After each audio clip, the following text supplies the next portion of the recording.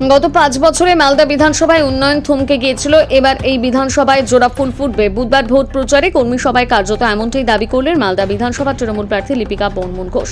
এদিকে তিনি মালদা বিধানসভার অন্তর্গত হবিপুর ব্লকের আইহো, ঋষিপুর এবং শ্রীরামপুর এই তিনটি অঞ্চলের তৃণমূল নেতা কর্মীদের নির্বাচনী কর্মী সভা করেন। আইহো এলাকায় একটি বেসরকারি ভবনে আয়োজিত কর্মী সভায় তৃণমূল প্রার্থী লিপিকা বর্মন ঘোষ ছাড়া উপস্থিত ছিলেন জেলা তৃণমূলের সাধারণ সম্পাদক হেমন্ত শর্মা, হবিপুর ব্লক তৃণমূল সভাপতি স্বপন সরকার, আইহো অঞ্চল তৃণমূল সভাপতি প্রতাপ দাস সহ অন্যান্যরা।